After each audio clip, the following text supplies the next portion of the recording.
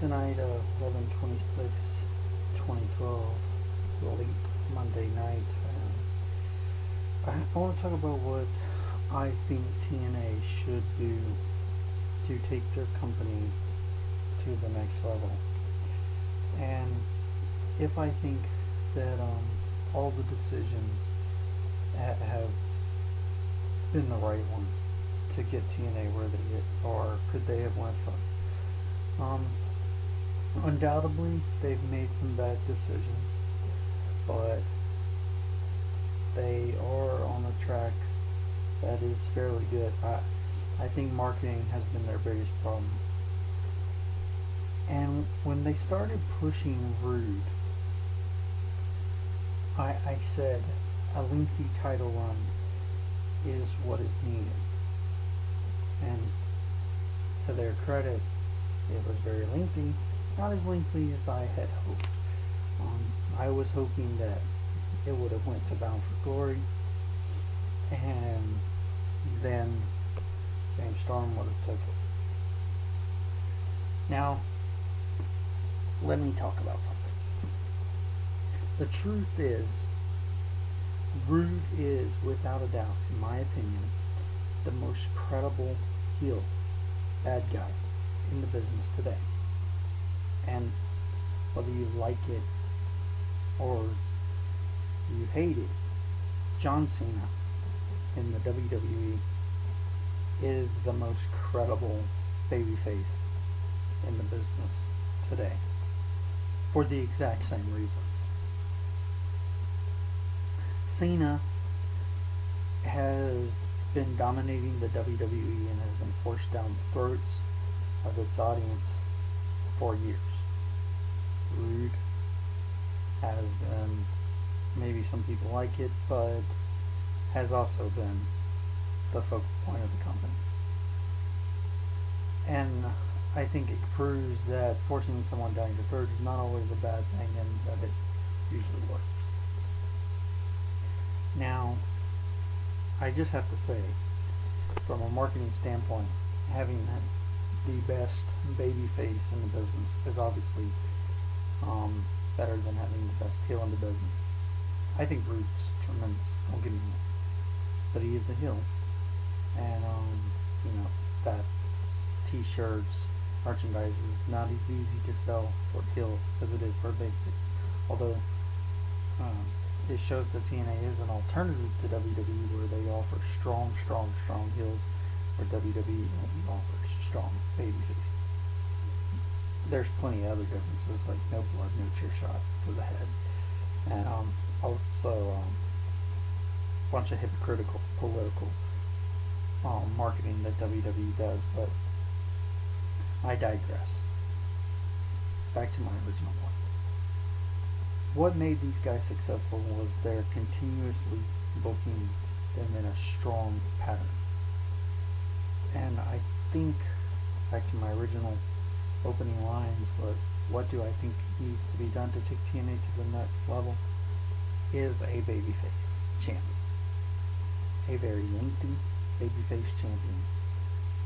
And the great thing is, TNA already has the most established heel in the industry, as far as credibility goes. I know I'm going to get a lot of haters for this. Not surprising, I get a lot of haters for a lot of the things I say. But what I would do is book Roode and a babyface of their choosing, because honestly, at this point, I am going to aces and eights and just throw a dart at the independent scene and find the biggest muscular guy. And I know a lot of people don't like that, but that's what sells. Like it or hate it, that is the truth. Who can go to the best that I can find. But I'm not going to spend too much time looking for this guy. I think it's more important to get this guy on the screen. I'm going to hopefully that there is some choices out of the entire independents. I find it hard to believe that there's not one big guy who can talk decent on the mic and wrestle a decent match, and honing his craft make him great. There's got to at least be one, and that's all you need is one. I would book him as a dominant figure. He would annihilate, much like Goldberg did when he came to WCW. But this guy would just keep on going. Goldberg's biggest mistake is when he lost. There was plenty of steam, I felt, in that, and I honestly, with CM Punk, long run going on in the WWE, and Roode having his lengthy run in TNA, got me thinking. You know, what do I commonly see when they talk about Punk is there's a couple records he will never beat. One that goes well over 1,000 days as World Heavyweight Champion. They don't think. So, and they're probably right. My guy, my new TNA babyface, I have nobody in mind, but whoever he might be, could be the top babyface, and I would book him strong, and he would be the longest reigning World Heavyweight Champion ever, and he would destroy the old record. I know I'm going to get heat for this, but I would at least have this guy hold the title for five or 6 years. I know it. I'm not being a mark. I know what I'm saying when I say that. I definitely would do this. I think John Cena has recently went through this 10 years in WWE, and he wasn't champion the entire time, but he was champion champion more than he was a champion during those 10 years. TNA needs that. They need a guy who's been champion more often than not, and this guy would be a constant 6-year reign, and very, very strong. And I would book him like that. He would be very, very young, because the point of the 6-year reign would be to establish him as unbeatable. Obviously, I think it would help merch sales. It would help everything. In the meantime, looking for this guy, Roode would have the title, and Roode and this guy would pretty much be, annihilate. Roode. I mean, I love Roode, so I hate saying this because I guess that would mean Roode wouldn't get as much as this guy would. But another point is, and that more people aren't going to like, is that these two guys would destroy guys like AJ, Daniels. The internet loved. In fact, these guys would destroy everyone. Their Roode, being your top bad guy, would mow through everybody, and I would have very literal interaction with your top babyface and your top heel in this 6-year period, because it ultimately sets up for a big match. The only problem is, unless you do Roode first with a long title run, you want your babyface to go over, and if you hold the match off for 6 years, people are going to start wanting Roode to win, even though he's the bad guy. But I can't be a booking expert here, but one thing I know is that TNA, maybe not that long, maybe just long enough to be the longest reigning world champion ever, and just have Roode and this guy dominate the scene for 6 years. Needless to say, other guys in the company would get cut. They would fall victim to these two, and they would get cut. After they were victims, they would be cut. You could thin out the roster by only focusing on 2 guys. You would be able to give them heller amounts of television time, and ultimately, that's what TNA needs to do. Is they need to make 2 major household names, and a lot of guys are going to be victims of that kind of system.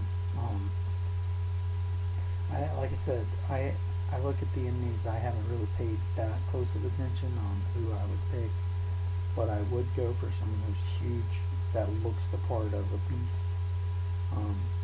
I don't know how old King Mo is, but obviously he brings a level of credibility. But I would assume he would be getting off an age, and his body's beat up. He's probably not my ideal pick.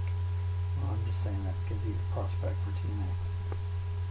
But, you know, that's what I feel TNA really needs. They need a strong babyface to sell merch and take TNA to the next level, to put on billboards, merchandise, cards, trading cards, wall graphics, little silly armbands, and all that good stuff. All the stuff that sells so much that doesn't really sell that good for heels. And you know, like I said, everybody else would be a prospect in making these two guys look good. I would let the X Division be what it is right now, which is guys constantly changing titles. But as for the world title picture, this would be the beginning of lengthy, very lengthy title runs in between a select few, a very select few. And when I establish these guys as huge household names, that would be the only point I would think about putting a third. And I mean, these guys would be facing each other. One of these guys would be facing each. Basically, I would just 12. If you're gonna do 12 pay-per-views, which is another thing I'm against, it makes this concept really hard. But to narrow down the pay-per-views to a slighter number makes it a lot easier because you only have to come up with smaller amounts of pay-per-view main events. But I would pretty much just have all the pay-per-views for 6 years. This guy killing, you know, jobber matches, you know, squash matches where the guy just squashes the other guy, and I would do it over and over and over and over and over and over and over, and it would get redundant, and fans might begin to get bored. But WWE fans are bored of John Cena doing that, and I'll be honest, it hasn't hurt their business one bit. PG has hurt their business. No Blood has hurt their business. Linda McMahon campaigns have hurt their business. Trying to be movie, sports entertainment, a very bad form of sports entertainment, has hurt their business. John Cena ain't hurt their business. John Cena could have fit in the Attitude Era, regardless of what some fans would like. John Cena has done nothing but help their business. Some people might hate me for saying that, but that's okay. You call me a Cena mark? That'll be laughable. I mean, I've probably seen 1% of his matches. Less than 1%. Anyways, what I think TNA needs to do is find an independent guy, make him their guy, and push the living hell out of him. Put him everywhere. And sign him for a very long time. I would make it the most historic wrestling contract ever signed. I would sign him for a ridiculous amount of time. Where when he gets done with this contract, there'll be nothing left. He can't go to WWE. He'll be way too old. Pretty much, I'm talking a 30-year contract. And it would be hard to sign a guy, and that's pretty much what I would offer. This guy is, we're gonna sign you to a contract. You won't be able to leave, but you won't want to leave. You're going to be the hood ornament of our company, but you'll never have a chance to leave. It won't be on the table, and you'll have to fulfill this contract, and there's nothing you can do to get out of it. Yeah, that's the kind of contract I would sign, and that's what I would do. Face of a company. That's what TNA needs, is a babyface face of a company. Anyways, thanks. I think they've done a great job as a heel with Roode, and I would like to see that continue. But there needs to be a yin to the yang, and there needs to be a top babyface. Ken Jones from TheWrestlingTimes.com.